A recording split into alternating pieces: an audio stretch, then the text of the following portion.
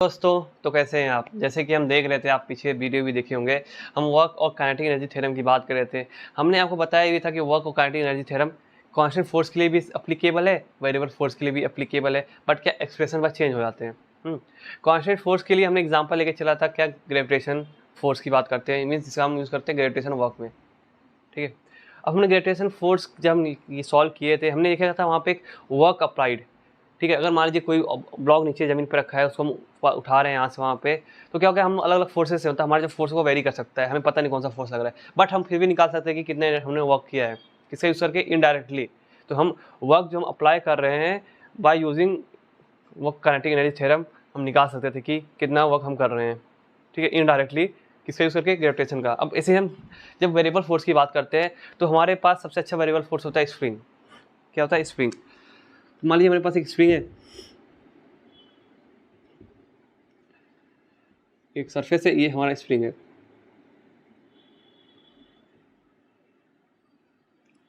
एक ब्लॉक है जिसका मास m है। अभी मान लेते हैं कि ये अपने नेचुरल लेंथ पे, यहाँ से इसके सेंटर ऑफ मास के बीच में, देखिए यहाँ पे कुछ कंडीशन होंगी, क्या कि जो हमारा स्प्रिंग होगा वो मासलेस होगा, ये स्प्रिंग मासलेस होगा, और ये हुक्स लॉ को फॉलो करता है। हुक्स लॉ क्या होता है आप पढ़ेंगे, अभी देखेंगे, जिससे वैसे फॉर्मूला बना है स्प्रिंग का। इसका क्या है, ये नेचुरल लेंथ है हमारे स्प्रिंग का। हम यहाँ पे क्या करेंगे, मान लेंगे कि ये कोऑर्डिनेट सिस्टम, यहाँ पे क्या होगा हमारा एक्स एक्सिस, ये वाई एक्सिस, तो ये जो पॉइंट होगा ये हो जाएगा x = 0। यहाँ पे देखेंगे जो हमारा स्प्रिंग है, तो ये बस एक्स एक्सिस के अराउंड ही मूव करेगा, हॉरिजॉन्टली मोशन करेगा, वाई एक्सिस से मतलब ही नहीं पड़ेगा, ठीक है नहीं। तो हम उसको स्टडी करेंगे। तो आप जानते होंगे स्प्रिंग फोर्स की बात करते हैं। अब देखिए, जिससे हमने ग्रेविटेशन फोर्स की बात की थी, ग्रेविटेशन फोर्स में हमारा जो भी वर्क हो रहा था, जो भी वर्क में एनर्जी चेंजेस हो रही थी, किसका, कौन थे, दो सिस्टम थे उसके अंदर, ब्लॉक और अर्थ, दोनों का एक सिस्टम था, उसमें सब कुछ हो रहे थे। यहाँ पे जो होगा हमारा सिस्टम क्या होगा, स्प्रिंग होगा, स्प्रिंग एंड ब्लॉक सिस्टम होगा।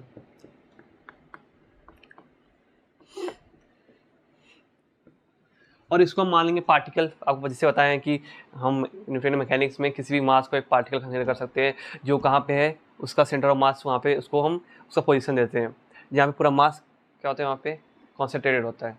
ठीक है, इतना हम सब जो भी आपको बता दें, कन्वेक्शन कंडीशन क्या लेके चलना है, ये सब क्वेश्चन से आपको लेके चलने पड़ेंगे। ठीक है, जब हम स्प्रिंग ब्लॉक सिस्टम की बात करते हैं, तो जो हमारा स्प्रिंग का जो फोर्स होता है, इसको कहते हैं spring force on block. Spring से जो फोर्स होता है किस पे लगता है, ब्लॉक पे, वो क्या होता है, एफ। मान लीजिए हमारा फोर्स है, ये किसके प्रपोज होता है, कितना डिस्टेंस हमारा ब्लॉक अपने मीन पोजीशन से, जो उसका नेचुरल लेंथ, मान लीजिए यहाँ पे ये मीन पोजीशन है, इसको 0 मान के चल रहे हैं, अगर यहाँ से डिस्प्लेस होगा तो उसके डिस्प्लेसमेंट के बराबर है, और ये अपोजिट डायरेक्शन में, इसलिए -x। आप देखेंगे F = हम लिखते हैं -kx। के क्या है, यहाँ पे हम जब प्रोपोर्शनलिटी लगाते हैं तो के को हटाते हैं और उसको के लगा देते हैं। बाद में किसी वीडियो में बताऊंगा हम प्रोपोर्शनलिटी हटाने के बाद कोई कांस्टेंट क्यों डालते हैं, देखेंगे। ठीक है, तो यहाँ पे जो के होगा, इसको हम कुछ स्पेशल नाम से बोलते हैं, क्या, इसको फोर्स कांस्टेंट कहते हैं, फोर्स कांस्टेंट। अगर इसका आप यूनिट निकालेंगे तो देख लीजिए, यहाँ पे फोर्स है जिसकी न्यूटन होता है, यहाँ पे एक्स में डिस्टेंस, तो इसका जो यूनिट हो जाएगा न्यूटन पर मीटर हो जाता है। ठीक है, तो ये किसी भी मटेरियल, जैसे हमारा जो मटेरियल है, इसका ये जो फोर्स कांस्टेंट की वैल्यू होगी, ये कांस्टेंट होगी, हम इसको मान के चल रहे हैं। ठीक है, मटेरियल की फिक्स होती है किसी भी मटेरियल के लिए, तो वैल्यू डिफाइन है एक्सपेरिमेंटली। तो F = -kx है, ये हमारा फोर्स एंड ऑन स्प्रिंग। अब यहाँ पे देखेंगे, जब हम फोर्स की बात करें, क्या है, -kx, एक्स पे डिपेंड कर रहा है, नहीं, हमारा जो फोर्स है किस पे डिपेंड कर रहा है, एक्स, क्योंकि बराबर में एक्स है, मीन्स हमारा जो फोर्स है ये डिस्टेंस का फंक्शन है। इसका ये मतलब हुआ कि फोर्स क्या करता है, वेरी करता है, किसके रिस्पेक्ट में, डिस्टेंस के रिस्पेक्ट में ये वेरी करेगा। जिससे डिस्टेंस हमारा डिस्प्लेसमेंट जो होगा, ऑब्जेक्ट का किसी मीन पोजीशन से इधर शिफ्ट होगा, तो इसके अंदर जो फोर्स होगा वो वेरी करेगा। अगर मैं इसको मान लीजिए कुछ अगला सिचुएशन बनाऊँ, मान लीजिए हमने ब्लॉक को थोड़ा सा एक्सटेंड कर दिया फोर्स लगा के, ठीक है, तो इसका नेचुरल मान लीजिए इतना था, नेचुरल लेंथ जो x = 0 मान के चल रहे थे, हमने इतना कुछ x डिस्प्लेसमेंट कर दिया, थोड़ा सा जो भी है x डिस्प्लेसमेंट कर दिया, तो देखेंगे हमने जो डिस्प्लेसमेंट क्या है, इस डायरेक्शन क्या है, इस डायरेक्शन में, तो जो फोर्स इस पे लगेगा स्प्रिंग की वजह से, ये उल्टा लगेगा, ये होगा F फोर्स, इसको कहेंगे F स्प्रिंग लिख सकते हैं या F फोर्स की बात कर सकते हैं, ये अपोजिट होगा, डिस्प्लेसमेंट यहाँ हुआ है तो फोर्स इस साइड लगेगा। ठीक है, इसलिए हम दिखाते हैं कि ये F swing minus k x होता है। डिस्प्लेसमेंट इधर है पॉजिटिव डायरेक्शन में, तो ये अपोजिट उसके डायरेक्शन में। अगर डिस्प्लेसमेंट मान लीजिए हमारा ब्लॉक का मीन्स अगर हम स्प्रिंग कंप्रेस कर दें, कंप्रेस कर देते हैं, तो इसका जो नेचुरल लेंथ यहाँ था, जिसको मान लीजिए एल लेके चल रहे, नेचुरल लेंथ इतना था, ये एक्स टू 0 था यहाँ पे। अभी उल्टा साइड इतना क्या हुआ है, डिस्प्लेस हुआ है। तो इसका डिस्प्लेस इस बार कहाँ हुआ, हमारे ब्लॉक का इस साइड हुआ है। तो इस पर जो फोर्स लगेगा स्प्रिंग इस साइड की ओर देगा, स्प्रिंग फोर्स है कि नहीं, क्योंकि जब आप यहाँ पे वैल्यू पुट करेंगे एक्स, यहाँ पे माइनस क्या हो जाएगा, ये जो डिस्प्ले माइनस एक्स होगा, तो ये हो जाएगा एफ इक्वल टू के एक्स, जो वैल्यू आ जाएगी सॉल्व करने के बाद। ठीक है, तो ये आगे की ओर पॉजिटिव आएगी, समझ ना। तो वही चीज़ें हैं, सब कुछ कैसे क्या हो रहा है, ये हमारा स्प्रिंग की वैल्यू हो गई। वेरिएबल फोर्स है, अब इसको हम क्या करेंगे, वर्क एनर्जी थ्योरम अप्लाई करेंगे।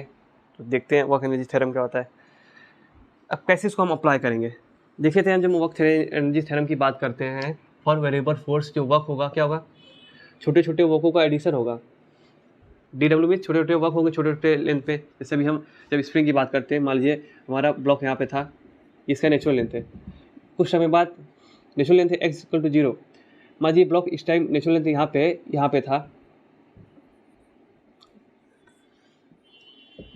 यहाँ पे है।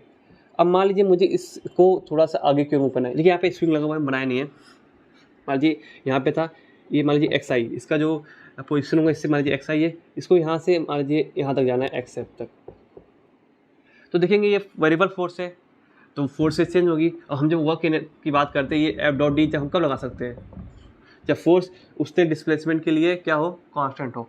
बट यहाँ पे चेंज हो रहा है ना, तो हम क्या करते हैं, इसके लिए हम मानते हैं कि मान लीजिए यहाँ पे थोड़ा कहीं से भी उठा लेते हैं, यहाँ से छोटा छोटा हम इसको पार्ट में डिवाइड करते हैं, छोटे छोटे पार्ट में। मीन्स डिस्प्लेसमेंट को छोटे छोटे डेल्टा एक्स में हम कर देते हैं। और डेल्टा एक्स को हम अगर बोलते हैं कि ये डेल्टा एक्स कितना डिस्टेंस है जिसमें हमारा फोर्स को हम लोग, जो फोर्स है हम उसको कांस्टेंट मान सकते हैं अप्रॉक्सीमेटली, वैसा होता नहीं है, कांस्टेंट मान सकते हैं। अगर हम डेल्टा एक्स को 10 कर दे तो डेल्टा एक्स डी एक्स कहला जाता है। ठीक है, तो अगर जो हम ये लिखे क्या होता है, ये होता है समेसन छोटे छोटे क्या है, छोटे डी डब्ल्यू जे को। अगर हम डेल्टा एक्स को 0 मान देंगे, जो इस पर डिपेंड कराइए, तो ये अपने आप इसे कन्वर्ट हो जाता है। ये सब हम देखें सब कुछ कहाँ पे, आप जाके इंटीग्रेशन के चैप्टर, इंटीग्रेशन का जो बेसिक मैथ्स है उसमें आप देखेंगे, सब कुछ ये मिल जाएंगी कैसे क्या हो रहा है। आप देखेंगे कि आपके जो सर होते हैं, मतलब जो भी टीचर होते हैं, फिजिक्स के प्रोफेसर जो भी होते हैं, मान लीजिए यहाँ पे एक्स इक्वल टू 0 था, मान लीजिए ब्लॉक यहाँ से एक्साइज हमें एक्सेप्ट की ओर जाना है, तो क्या करते हैं, बोलते हैं कि चलिए मान लीजिए हम यहाँ पे है, यहाँ पे यहाँ एक्साइज ले लीजिए, यहाँ से हम यहाँ डेल्टा एक्स जा रहे हैं, तो यहाँ पे जितना वर्क होगा उसके बाद ऐसे करके छोटे छोटे वर्क को जोड़ लेंगे। ठीक है, मतलब कि अगर हम देखें, हम करते हैं मान लीजिए यहाँ से एक्साइज से एक्सेप्ट की ओर जा रहे हैं, तो आपके करते हैं सर कि मान लीजिए यहाँ से डिस्टेंस का एक्स है, इसके बाद मान लीजिए डेल्टा एक्स मूव कर रहा है, डेल्टा एक्स मूव कर रहा है, तो इस पर जो वर्क होगा, अगर मैं एक्साइज से एक्सेप्ट की ओर पूरा करवा दूँ लिमिट लगा के, तो टोटल वर्क मिल जाएगा इसके लिए। डेल्टा एक्स हम इसलिए मान है क्योंकि डेल्टा एक्स उतना डिस्टेंस है, स्मॉल डिस्टेंस है, ताकि वहाँ पे हमारा फोर्स कांस्टेंट हो जाए, तभी हम लगा सकते हैं। ये सब करके ही हमारा ये आया था। ठीक है, तो बार बार उसको करने की जरूरत नहीं है, अब डायरेक्ट फॉर्मूला अप्लाई करिए, क्योंकि हम ये सब कर चुके हैं। तो वर्क काइनेटिक, पहले हम वर्क निकाल लेते हैं, फिर काइनेटिक थ्योरम लगा देंगे। वर्क क्या होता है हमारा, ये होता है वेरिएबल फोर्स के लिए F dot D R, D R क्या, स्मॉल डिस्टेंस के लिए, है कि नहीं। जो हमने लिखा था ना डी डब्ल्यू है छोटा छोटा, ये पूरे डी डब्ल्यू जब हम इंटीग्रेट करेंगे कहाँ से, अब इंटीग्रेशन क्या हुआ, हम एक्साई से एक्सेप्ट की ओर बात करें ना, इसके बीच के डिस्टेंस की बात करें, इस डिस्टेंस में कितना ही वर्क करेगा, उसके पहले कितना, उससे मतलब नहीं, हमको एक्साई से एक्सेप्ट की बात करना है, तो एक्सेप्ट के बीच में, तो यहाँ भी लगाएंगे एक्साई से एक्सेप्ट। अब देखिए यहाँ पे फोर्स हमारा क्या है, एक ही डायरेक्शन में, हाँ, और डी आर क्या होगा, एक ही डायरेक्शन में डिस्प्लेसमेंट हो रहा है। तो क्या होता है, ये तो हमारे जो क्वेश्चन है 3D के लिए, वो 3D में हम अप्लाई करेंगे, तो यहाँ पे 3D मोशन हो ही नहीं रहा है, क्या हो रहा है 1D मोशन। तो हमारा जो चीज़ होगा इसमें चेंज हो जाएगा, एक्साई से, तो यहाँ पे आर आई होता था, आर आई से आर एफ तक। ठीक है, ये 3D के लिए था, आर आई से आर एफ। बट ठीक है कि हमारा जो मोशन हो रहा है किसमें हो रहा है, 1 डायमेंशन में। जब 1 डायमेंशन होगा तो हमारा एफ जो है एफ एक्स में चल जाएगा, जो हमें लिखने की जरूरत नहीं, हम एफ ओ एफ एक्स मान के चल रहे हैं, और डी आर जो हम ले रहे हैं ये हो जाएगा D x i cap, vector है ना। ठीक है, तो बस लगा दीजिए 1D के लिए। तो यहाँ पे आप लिख देंगे एफ एक्स और ये डी एक्स, और यहाँ पे भी क्या होगा, वेक्टर होगा, यहाँ पे भी वेक्टर होगा। हम चलिए याद रखिएगा F equal to minus k x, सबको याद होता ही है वैसे। कुछ गलतियाँ हो जाती है सभी से, कहाँ पे, इसके बाद जो हम करते हैं, मैं बहुत सोचने के बाद बता पाया ऐसा क्यों होता है, मतलब बहुत सोचना पड़ा मुझे। तो ऐसी गलतियाँ स्टूडेंट तो होती है, सर से भी कभी कभी हो जाती है, कन्फ्यूज हो जाते हैं कि ऐसा क्यों हो रहा है। अब कैसे क्या हो रहा है बताते हैं। अब देखिए हमने क्या लिखा, डब्ल्यू क्या हो जाएगा, यहाँ पे एक्स आई हो जाएगा, क्योंकि लिमिट एक्स क्या है, एक्स है, एक्स आई से एक्स एफ की ओर, एफ डॉट डी एक्स। इसको हम क्या लिख सकते हैं, अगर मैं इसको लिख दूँ किस, देखिए हमारा ये यूनिट वेक्टर फॉर्म है, क्या यूनिट वेक्टर फॉर्म नोटेशन से हम डॉट प्रोडक्ट लिख रहे हैं। अगर मैं इसको लिखना चाहूँ एक्स आई से एक्स एफ, मैं हटा दूँ सब कुछ, मैं लिख दूँ यहाँ पे एफ क्या होगा हमारा magnitude of the force D x, और इसके बीच में जो एंगल होगा पाई, क्या पाई क्या है, angle between force and displacement. Force कौन सा, स्प्रिंग का फोर्स, पाई उसके बीच का एंगल है।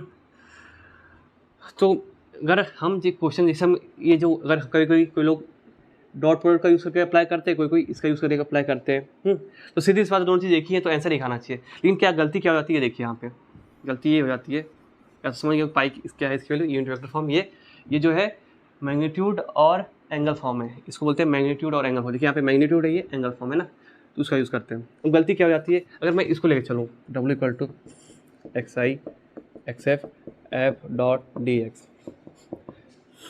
तो देखेंगे एफ, अगर हम मान लीजिए इसको लेकर चल रहे हैं, हम आगे को डिस्प्लेस करें तो हमारा फोर्स किसी क्यों लगेगा, है कि नहीं। और ये हमारा डिस्प्लेसमेंट छोटा था डी एक्स, छोटा से यहाँ से लेके यहाँ तक जा रहे हैं हम डी एक्स, तो यहाँ पे हम बता दें कि डी एक्स इस साइड जा रहे हैं, ये हमारा डी एक्स है, ये हमारा उल्टा एफ है। तो देखेंगे डी एक्स पॉजिटिव एक्सिस क्यों जा रहा है, तो अगर हम डी एक्स जो लिखे हैं वेक्टर फॉर्म क्या हो जाएगा, ये डी एक्स आई कैप, है कि नहीं। और हमारा फोर्स जो लग रहा है अपोजिट डायरेक्शन में, जब हम एफ वेक्टर लिखेंगे, ये आई कैप के क्या है अपोजिट डायरेक्शन में नेगेटिव, तो यहाँ पे माइनस एफ क्या है, उसका एफ का मैग्नीट्यूड लिख देंगे। ठीक है, इतना है।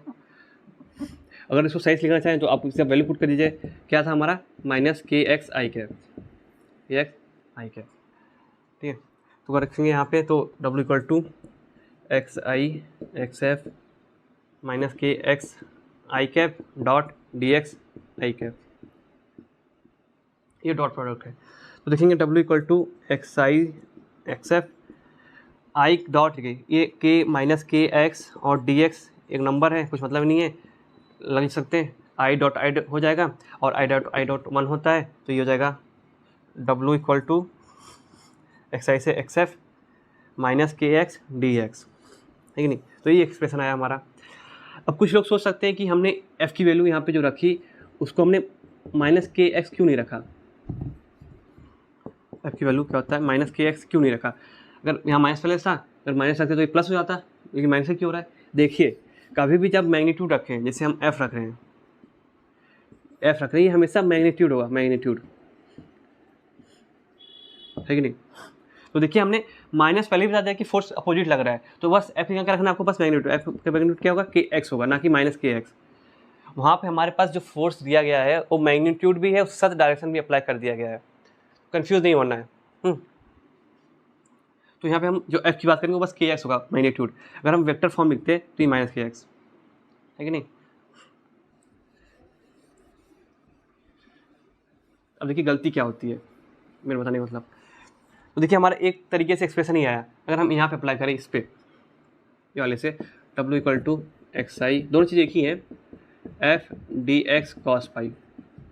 आप देखिए हमारा फोर्स कहीं पे भी देखिए, हमने डिस्प्लेसमेंट इस साइड किया, फोर्स अपोजिट लग रहा है, तो पाई की एंगल कितनी होगी, 180 हो गया, दोनों के बीच में 180 का एंगल है। डब्ल्यू equal to x i x f, अगर हम एफ की वैल्यू क्या रख दें, माइनस के एक्स, जो हमारा वैल्यू है F spring value, D x cos pi की वैल्यू 180। तो देखिए कॉस 180 कितना होता है वैल्यू, -1 होता है, तो माइनस माइनस मल्टीप्लाई हो जाएगा तो प्लस हो जाएगा, एक्स आई से एक्स एफ के एक्स डी एक्स, ठीक है। तो देखेंगे यहाँ पे प्लस में आ रहा है, यहाँ माइनस में, गड़बड़ी क्या हुई, गड़बड़ी ये हुई, जैसे मैं आपको हमेशा बोलता आया हूँ, जब हम मैग्नीट्यूड और एंगल फॉर्म की बात करें तो जो यहाँ पे जो चीज़ें लिखी रहती है ये मैग्नीट्यूड फॉर्म होती है, और मैग्नीट्यूड फॉर्म में जब लिखी होती हैं तो वहाँ हमेशा क्या रखना है आपको, बस मैग्नीट्यूड रखना है, साइन से मतलब ही नहीं है। मीन उसका मॉड ले लीजिए, जो भी चीज़ है उसका मॉड ले लीजिए, जो प्लस वैल्यू आएगी बस उसको रख देना, नंबर रखना है आपको, माइनस प्लस नहीं रखना है। माइनस प्लस कॉस पाई देख लेगा, ठीक है। अब जैसे यहाँ की बात कर रहे थे हम, जब इस पर लगा रहे थे तो यहाँ पे माइनस रखना पड़ेगा, क्यों? क्योंकि आपको आई के बताना है कि ये है, और माइनस के एक्स में उसके अपोजिट डायरेक्शन में, इसमें आपको सब कुछ लिखना पड़ेगा, है कि नहीं, कि किस साइड लग रहा है फोर्स, इसके डॉट प्रोडक्ट में आंसर माइनस के एक्स आएगा। बट यहाँ पे जब आपने लिख दिया है कि ये मैग्नीट्यूड है या डी एक्स भी क्या है उसका मैग्नीट्यूड है, उसके बीच में एंगल कॉस पाई है, तो यहाँ पे हमेशा क्या करना है आपको, बस मैग्नीट्यूड ही पुट करना है। मैग्नीट्यूड मीन्स बस जो नंबर आएगा आपका वही पुट करना है, नंबर सा जो यूनिट होगा बस वही पुट करना है। तो यहाँ पे आप माइनस के एक्स ना पुट करते हुए आप बस के एक्स पुट करेंगे, ये बहुत बड़ी गलती हो जाती है सबसे। क्योंकि कॉस पाई किस लिए है, कॉस पाई इसीलिए कि एंग अपोजिट है, साथ में सब निकाल लेगा वो। यहाँ पे एफ और डी एक्स कहीं पे भी अगर मैंने लिख दिया a dot b equal to क्या होता है, ए बी कॉस पाई, ऐसा लिखिए, या मॉड बी का मॉड कॉस पाई, कभी भी कुछ भी वैल्यू दिया हो ए और बी का, जो आप मैग्नीट्यूड निकालेंगे हमेशा आपको पॉजिटिव वैल्यू पुट करना है। पाई बताएगा कि एंगल के बीच में कितना है, उसने वो अपना संभाल लेगा, माइनस से प्लस है, ठीक है, हमेशा ए और बी की वैल्यू पॉजिटिव होगी, यही बस बताना था।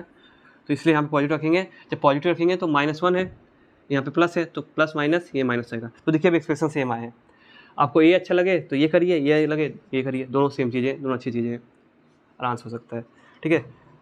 तो दोनों का चीज़ एक ही आ गया तो उससे मतलब नहीं है, हम एक को सॉल्व करते हैं। तो W क्या हो गया, W इक्वल टू एक्स आई से x f minus k x D x.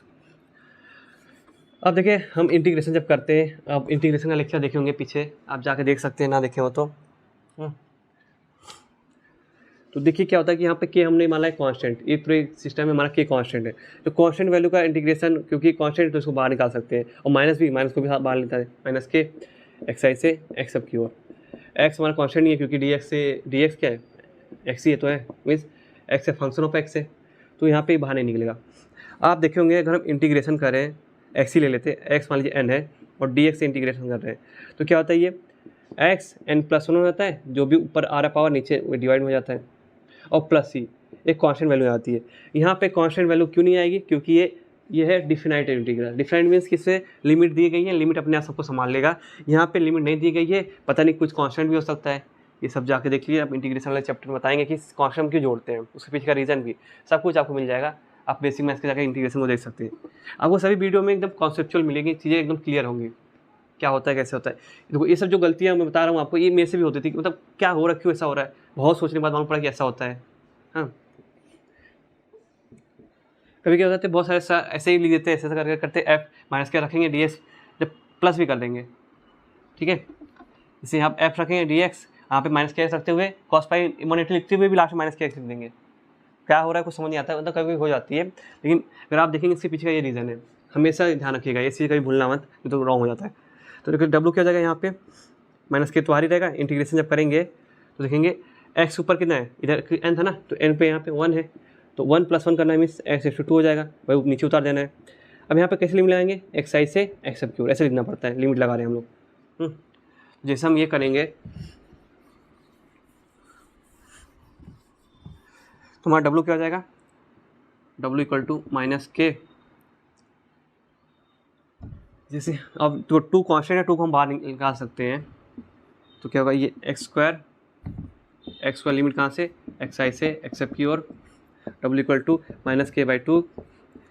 सबसे पहले अपर लिमिट रखते हैं, तो क्या होगा, एक्स एफ का स्क्वायर माइनस से लास्ट में लोअर लिमिट एक्स आई का स्क्वायर। अगर मैं उसको लिखना चाहूँ मल्टीप्लाई करके, तो क्या हो जाएगा, ये -k का इसमें मल्टीप्लाई होगा, -k/2 मीन्स 1/2 के एक्स एफ का स्क्वायर, ठीक है, इसके मल्टीप्लाई में है, ये ना कि इसका सुफिक्स प्रीफिक्स से नहीं है, मल्टीप्लाई में एक्स एफ का square minus minus plus half के एक्स आई का स्क्वायर।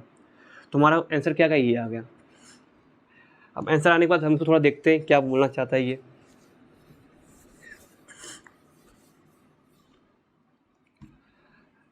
चाहिए तो आप प्लस वाला टर्म को पहले लिख सकते हैं क्योंकि जमता है देखने में, तो आप पहले लीजिए। तो क्या जाएगा, हाफ के एक्स आई का स्क्वायर माइनस हाफ के एक्स एफ का स्क्वायर। ये हमारा आंसर है और एकदम सही आंसर है।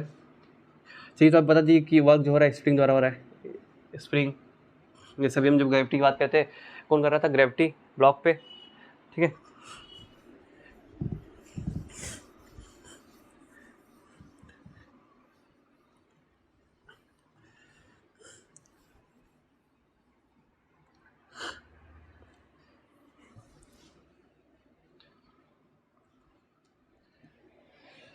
तो देखिए अब डब्ल्यू स्प्रिंग इक्वल टू हमारा ये है। तो बताइए डब्ल्यू स्प्रिंग जो वर्क है हमारा, स्प्रिंग लिखे या डब्ल्यू उसका मतलब है ये हमारा नेगेटिव कब होगा, वर्क हमारा नेगेटिव कब होगा, जब एक्सेप्ट ज़्यादा होगा। चलिए पॉजिटिव लेके चलते हैं। पॉजिटिव क्या होगा, जब हम एक्सआई, जब अगर हमारा एक्सआई क्या हो, एक्सेप्ट से ज़्यादा हो, तो हमारी जो वर्क की वैल्यू आएगी स्प्रिंग की वजह से वो पॉजिटिव आएगी। अगर एक्सआई छोटा हो एक्सेप्ट से, एक्सआई छोटा हो, जो कि स्क्वायर है, तो आप बस नंबर लिखना पड़ता है, साइन अपने आप संभाल लेंगे लोग, ठीक है। क्योंकि स्क्वायर किसी भी पॉजिटिव नंबर स्क्वायर करिए तो भी पॉजिटिव आएगा, नेगेटिव करिए तो भी पॉजिटिव आएगा, ठीक है नहीं। तो ये देखिए यहाँ पे अगर हम एक्सआई को ज़्यादा रख लें, एक्सेप्ट से एक्सआई को कम रख लें, तो उसकी वैल्यू क्या होगी, कम होगी कंपेयर टू इसके। तो आंसर किस में आ जाएगा, माइनस में आ जाएगा, डबल वैल्यू माइनस में आ जाएगी। अगर दोनों की वैल्यू सेम हो तो अब देखिए ये जो वैल्यू है हमारी x i equal to except, ये प्लस भी हो सकती है माइनस भी, क्योंकि हमें सेम क्या करना है, एक्स आई का स्क्वायर इक्वल टू एक्सेप्ट का square. Means x i equal two plus हो या माइनस हो, एक्स आई एक्स के बराबर हो, तो हमेशा वो क्या होगा, जीरो होगा, है कि नहीं। तो आप समझ ही गए होंगे। तो जीरो से उसका मतलब नहीं, हमें इसमें देखना है। देखिए इससे कहने का यह मतलब है, अगर इस पर कोई दूसरा फोर्स ना लग रहा हो, बस स्प्रिंग फोर्स की बात हो रही हो, अगर आप देखेंगे बाद में मालूम पड़ेगा कि अगर देखेंगे एक्स इक्वल टू जीरो पे जो मीन पोजीशन होता है, अगर हमारा स्प्रिंग मोशन कर रहा है तो सबसे अधिक वेलोसिटी कहाँ होती है, एक्स इक्वल टू जीरो पे। सबसे कम वेलोसिटी एक्सट्रीम पॉइंट पे, एंड पे होती है कि नहीं। तो देखिए अगर हमारा एक्स आई ज़्यादा है, मीन्स जो इनिशियली जो मोशन हो रही है एक्स आई, मीन्स ये एक्स इक्वल टू जीरो ना होते हुए कहीं इधर है या इधर है। मीन्स अगर मान लीजिए हमारा ब्लॉक ये x i equal to zero है, मान लीजिए एक्स आई इक्वल टू कुछ ए है या फिर माइनस ए होता है, मान लीजिए हमारा ब्लॉक इस साइड था कहीं पे, एक्स आई ये है, फिर एक्सेप्ट क्या हुआ, थोड़ा सा नज़दीक आ गया, एक्सेप्ट क्या है उससे कम है ना, एक्स आई ज़्यादा है एक्सेप्ट कम है, तो एक्सेप्ट कम मीन्स देखिए कम ही है। तो जब ये यहाँ से यहाँ मूव करेगा तो क्या रहा, हमारा वर्क आ रहा है पॉजिटिव, है कि नहीं। तो क्यों ऐसा हो रहा है, वर्क पॉजिटिव मीन्स उसकी एनर्जी, जो स्प्रिंग की एनर्जी किसमें जाएगी, सिस्टम में, सिस्टम में हमारा ब्लॉक में जाएगी। तो हमारे ब्लॉक पे पॉजिटिव काम हो रहा है, मीन्स ब्लॉक की एनर्जी बढ़ रही है, ठीक है। ब्लॉक पे पॉजिटिव काम हो रहा है, मीन्स जिससे मेरे पे पॉजिटिव काम होगा, मीन्स मेरे को एनर्जी बढ़ रही है। मुझे कोई 10 रुपये दे रहा है, पॉजिटिव कर रहा है मुझे, तो मेरी एनर्जी तब पैसे बढ़ेंगे ना, वही चीज़ है।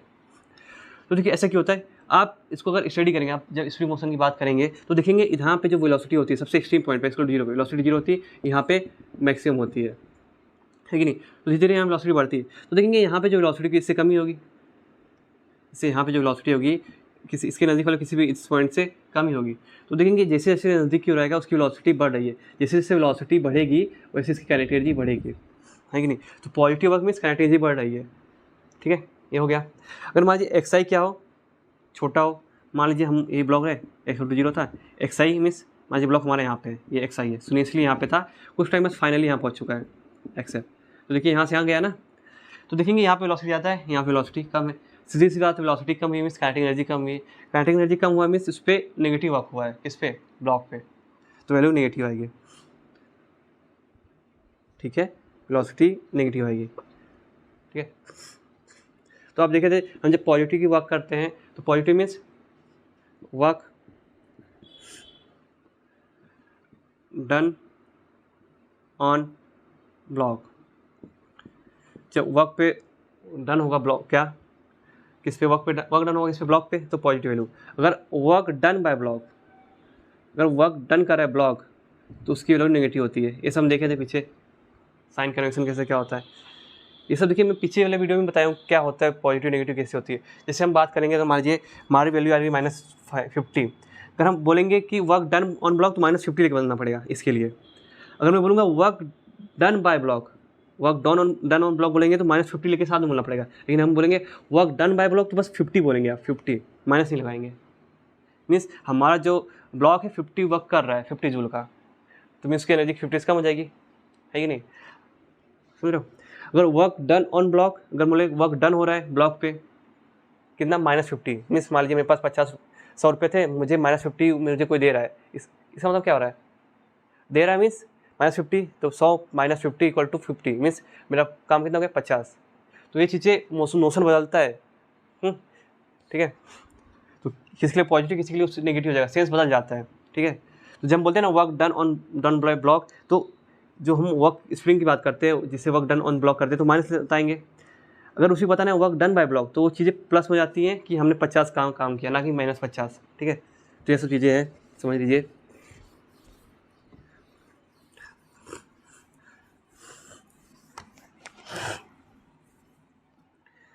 तो देखिए हमने वर्क निकाला, क्या हो गया, ½ kx i² -½ kx f²।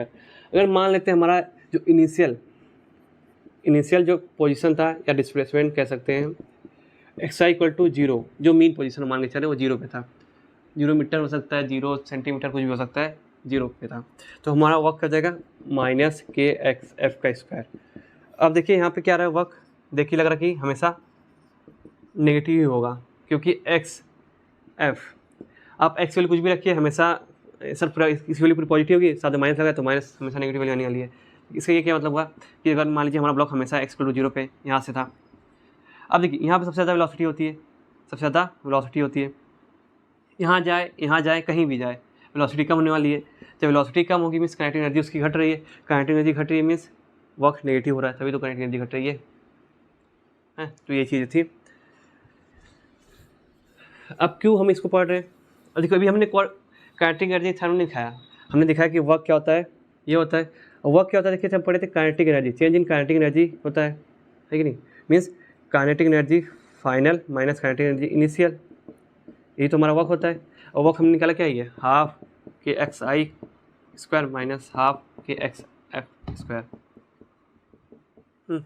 तो हमारा बोलेंगे अगर वर्क काइनेटिक एनर्जी थ्योरम क्या हो जाएगा, kinetic energy final minus kinetic energy initial = ½ kxi² plus ही माइनस ½ kx f²।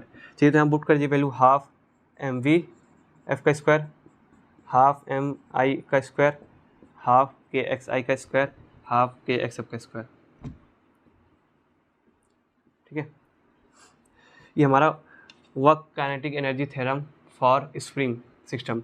अब m क्या होगा, mass of the block, v velocity कितनी है उसकी, जिस पोजीशन मान लीजिए हमने xi लिया ना, तो xi पे vi देखना है, ठीक है।